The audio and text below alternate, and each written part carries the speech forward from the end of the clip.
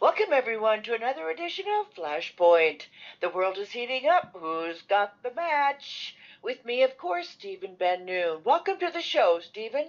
Thank you, Bonnie. Another wacky day in the world of whatever.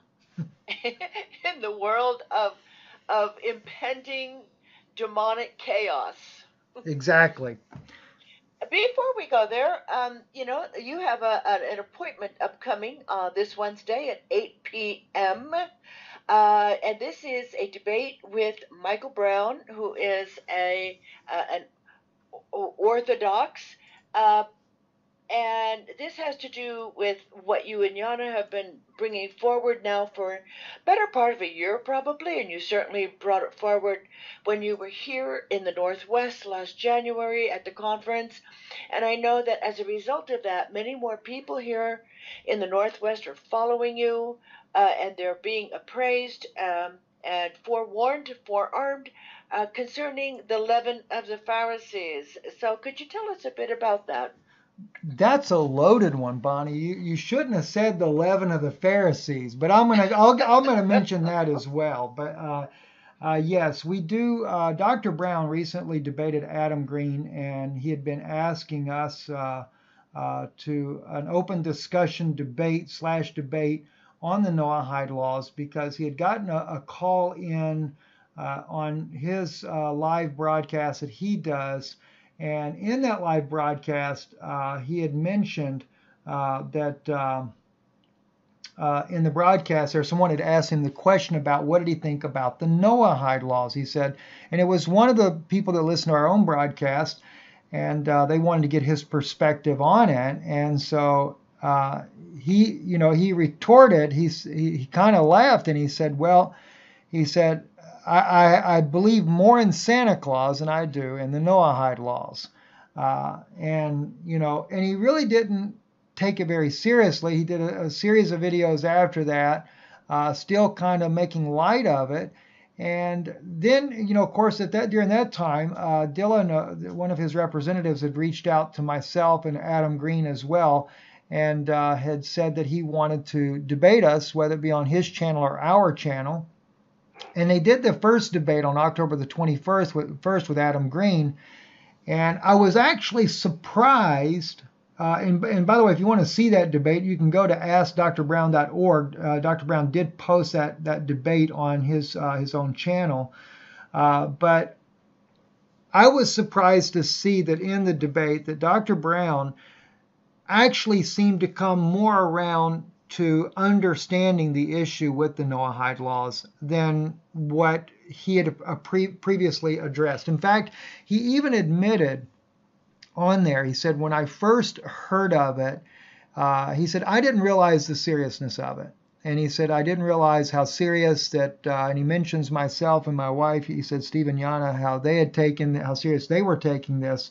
He said, neither you, Adam, and he said, and some others, until I really began. He said, I got hammered by it. He said, I have to admit, he said, I get beat up on both sides anyway. He says, but on that issue, he said, I really got beat up by a lot of Christians as well for not looking more into it. He said, so he conceded that he had begun to take it more serious, begin to study it a little bit deeper.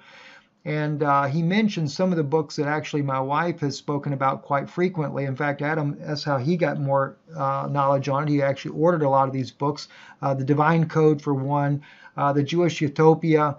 And these are books, of course, by Orthodox Jews. You can also look at Rabbi Laitman. I think Laitman.com is his website. He's the Orthodox rabbi that talks about the Holy Serpent, which they consider the serpent to be the Messiah. And you're talking a lot of times, like I said, Orthodox Jews. Many times you're talking about even Chabad organizations that are writing these things. But it, again, in the debate though, he did still lean that he didn't think that it will come to that. But he does concede. He said if there ends up being a Jewish Antichrist, and he said there is scripture that would support that, he said, I could see how this could really become a major concern, and that yes, as believers of Yeshua, we would indeed face beheading if a Jewish Antichrist comes to power. So I was very optimistic after hearing this debate that that he is beginning to look into this more seriously. And at the same time, though, he did ask Adam. He said, "Do you consider, though, that by really hammering this issue, that it's causing more anti-Semitism?" And of course, me and Jana, we're sitting there listening to this debate live, and we're going, "But what about the anti-Christianism? What about anti-Gentilism?" Uh, you know, because our purpose is not against our Jewish brothers and sisters. We love them.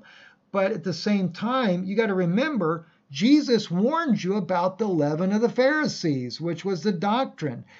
He also, and I did a video on this on Danun Institute just last night, because after Jan had made a statement in our chat we did a couple of days ago, she had said to people, "You need to study Judaism." Well, one brother, he misunderstood what she said, which he finally, he did realize later, and he had made a comment that, he kind of wished he hadn't have made, and then he'd come back and apologize for it. But he was thinking that Jana thinks that, you should go and study, Talmudic Judaism, like, in other words, like you're pro it. No, the point is, as Jana said, you got to know your enemy. And then in response to all of this, I began to realize that that's exactly what Jesus was saying when he said, "Be wise as serpents, gentle as doves." We don't think about these little nuances that are spoken in the Hebrew language, but it is really knowing your enemy.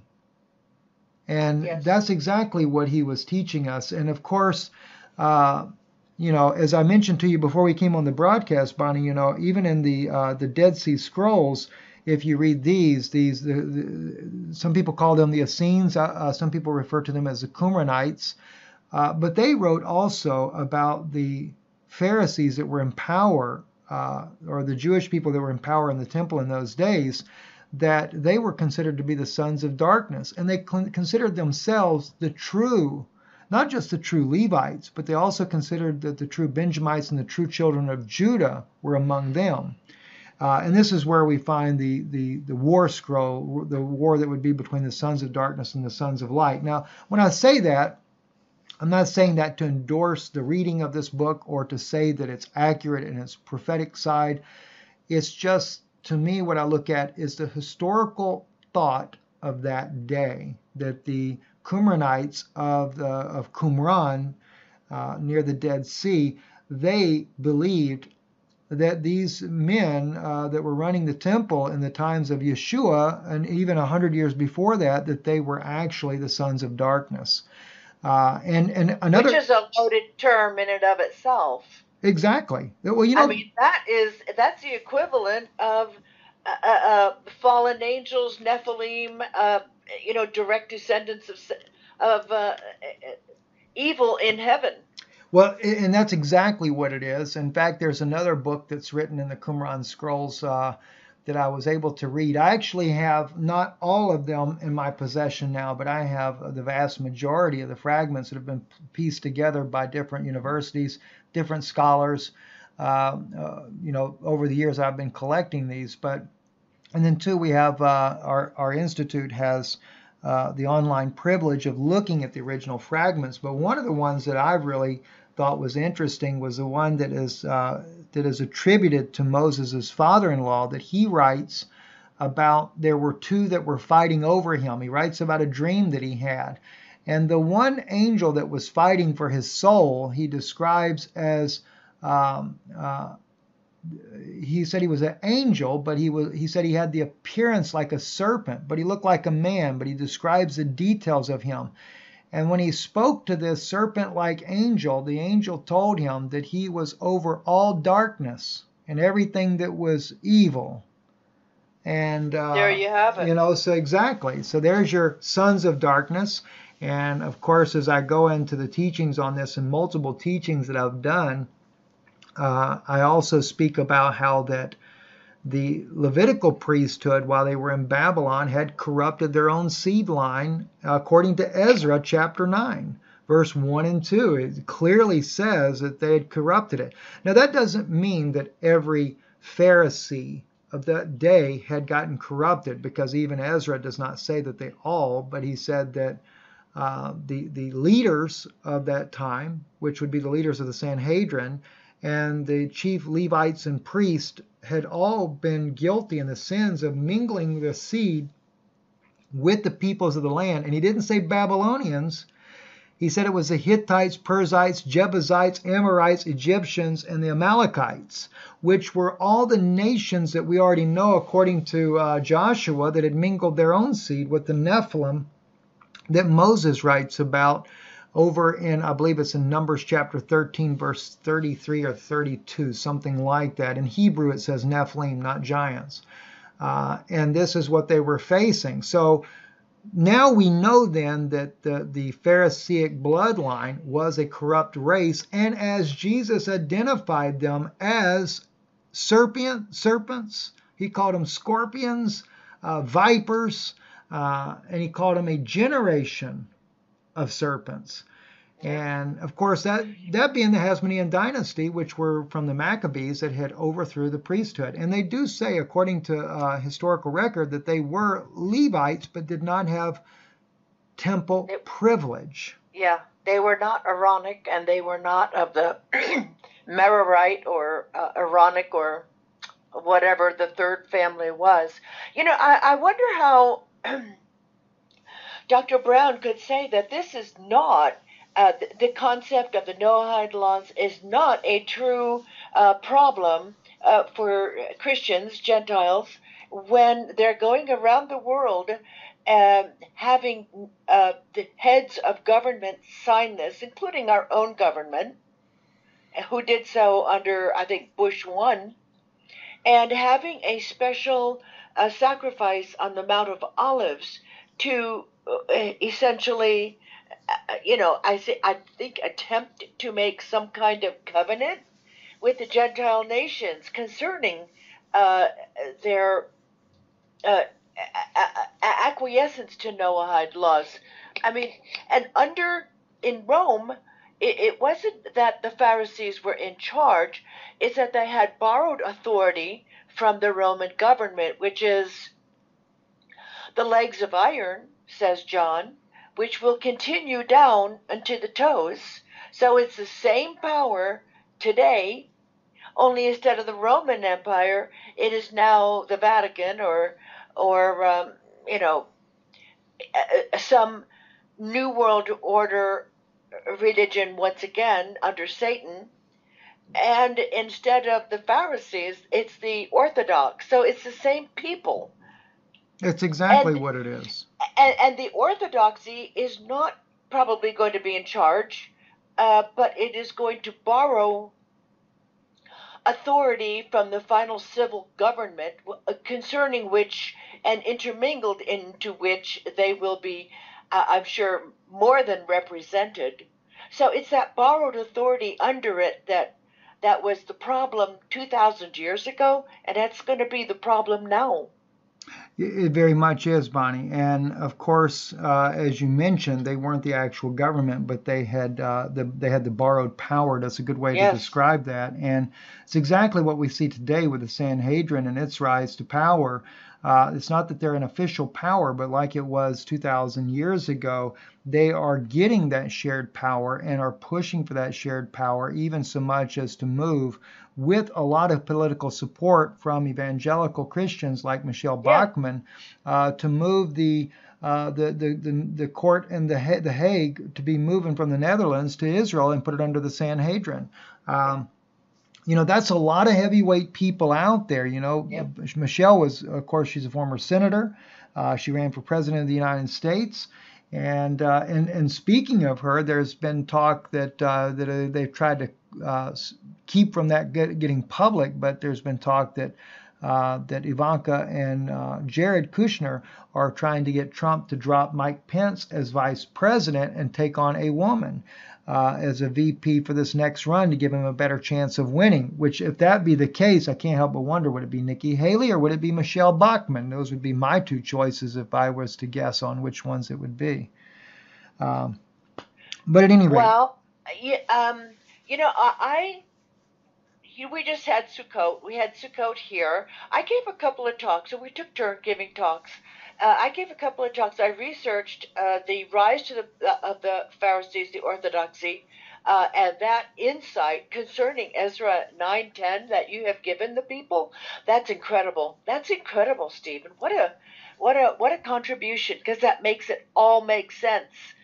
And studying the Orthodox Talmudic, from the centuries, probably finalized in about, well, they say it's never final. So anyway, but the ability of man's authority to overrule God Himself is absolutely shocking and demonic and so dark that you just think you're left shaking your head until you realize that you're listening to serpents and vipers themselves.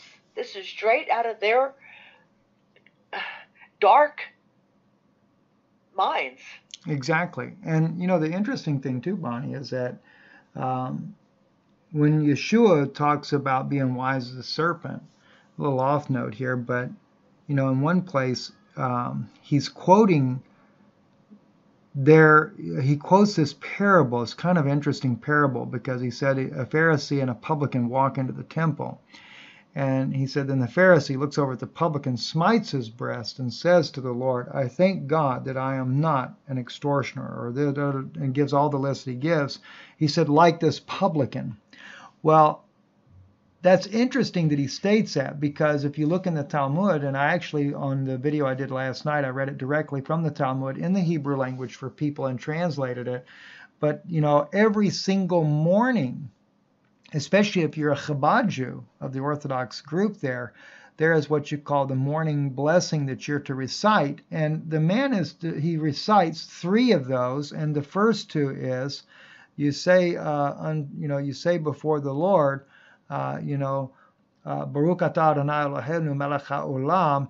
He goes into you start off just like that, blessed are you, Lord, O God, a King of the universe, that you did not make me a goy or a goyim, a Gentile. And then you repeat it again, Baruch atah Adonai Eloheinu melech haolam, blessed are you, Lord, King of the universe, that you did not make me a woman, Isha. And so here Jesus gives us this illustration of the Pharisee coming into the temple, and he smites his breast, and thank God you didn't make me a publican. It's the same spirit, same exact spirit. So yes. It's crazy. Satan knows mankind because he knows himself, and he knows that pride and the selfishness was his sin, and fallen man is, except for redemption, is a replica of Satan. So he knows that's also in the heart of man. So he feeds that no matter what they are. You're special. You're special. You shall be a leader. Oh, you're so special. And the craven heart eats it up. Yes, they do. Yes, they do. And at the end of the day, Bonnie, this is why we have a world that's in chaos right now. Absolutely. And that is why we have so few truly born again of the Spirit Christians. It's the opposite of that. I am nothing without you, Jesus, Yeshua. Please come into my life and make me over again, because I cannot do this. Would you please be at the helm of my ship? I will do anything you say. I've made a mess of it, and that is the reason. That is the anti-carnal heart.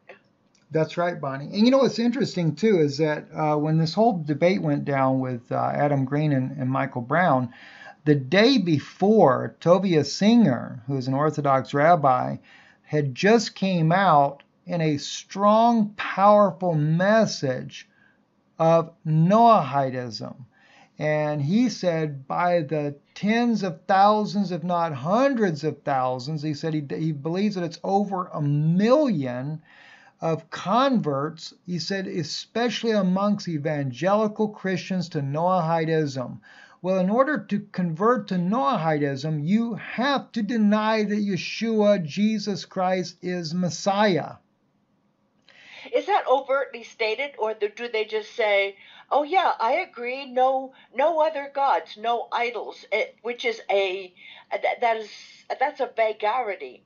They don't know what they're saying because they don't know that Jesus, Yeshua, is considered another god, hence an idol. Or is it overtly stated? Well, here's the problem. If you ask the Orthodox community, they're going to make it clear, very clear. And you actually go through a process when you deny, because what's happening, Bonnie, is that especially in the Messianic realm, they are being taught that Jesus was just another Jew, that they are all the children of Israel are sons of God, and that he was just one of their own people, and that you don't worship. They said, do you worship any other one of the sons of God of Israel? That's some of the arguments that is used there. And as a result, the people are just gulping this down because they have, as Tovia even put it, he said the Christians are so badly wanting to embrace Jewish tradition. He said that they just come in by the boatloads.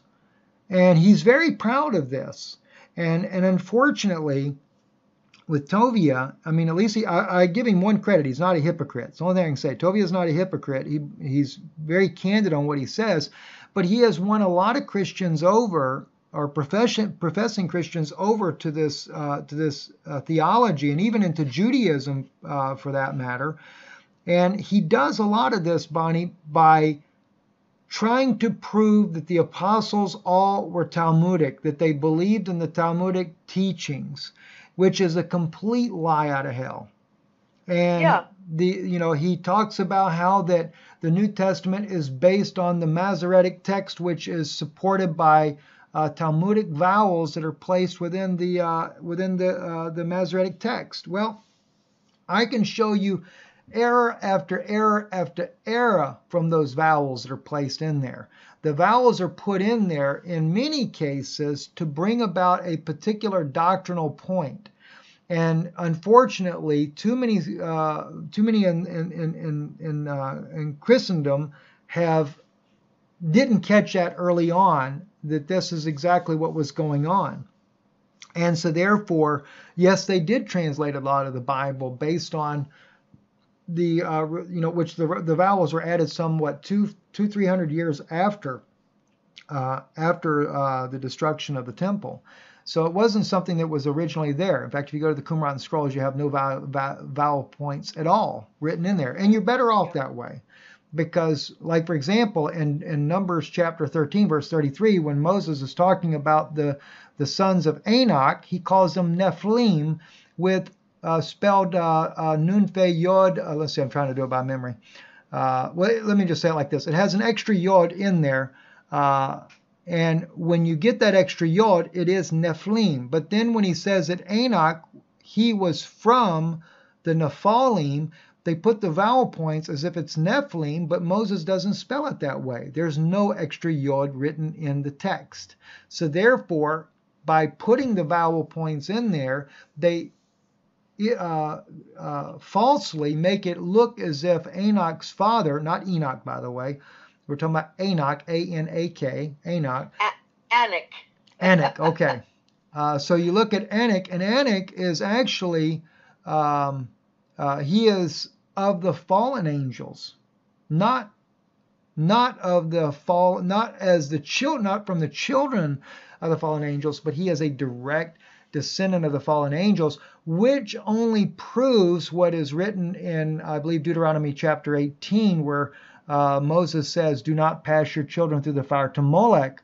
And that has nothing to do with, by the way, with burning kids on an altar. Not to say that that wasn't happening, but in that context there, and of course, and in the verbiage that's written in many other places within the Bible, including the book of Kings, the book of Deuteronomy, and the book of Leviticus, and also I believe in the book of Joshua, that it was a sexual sin that they were committing that was allowing their seed to come through.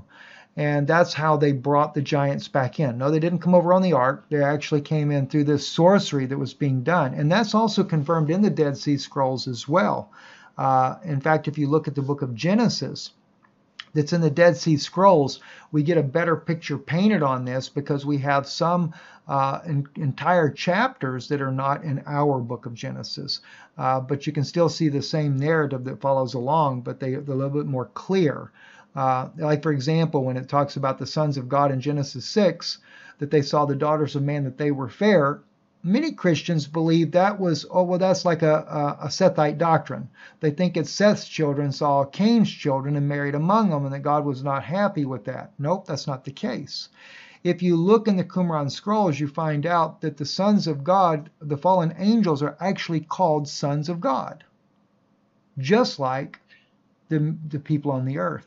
And they do make that distinction in there clearly so that we know that the fallen angels are also called the sons of God. And it's in the book of Genesis in the Qumran scrolls. So at the end of the day, Bonnie, what it does, everything comes down to when Yeshua, when he fulfilled the prophecy of Genesis chapter 3, when he bruised the head of the serpent, he basically exposed where that genealogy had come down. How the Yes. Nephilim race had came down. And so here we are again, and I can't help but wonder if it's not connected to the deadly wound that was healed in the book of Revelation. Are we seeing that resurgency in modern days of that wounded serpent, which in Revelation it doesn't call him a serpent, it calls him the sea monster. It comes up out of the sea. But if you look in the Qumran scrolls, we find out, or even I think in our own canon in the book of Job, the serpent that does come out of the sea does have multiple heads. Revelation says 7, but it doesn't say how many in the other parts of the Bible. And one of the heads was wounded to death, but that wound was healed. And that's what the prophecy was. That would only be bruised, not deadly wound, until the ministry of Melchizedek, when that would repeat. And to get an idea, Haman was an Agagite, and that was the son of Agag. He was also a Nephilim, and he was not content to destroy Mordecai. He wanted to destroy the whole Jewish race. But I guess he's changed his tune. He has his own, but he still wants to destroy everybody. Well, the true Jewish people, that's it. That's the key in it right there, Bonnie. Same thing yes, in Hitler's time. It was the absolutely. Zionists that worked with Hitler, trying to kill off all the Jews. That's right. Trying to kill them all off, and now he wants to include all the truly believing Christians. So the goal is to kill off all the right, the truly believing, redeemed people. So anyway, we're way over time, Stephen. We've got to stop with this one. Catch us on the second half, everyone.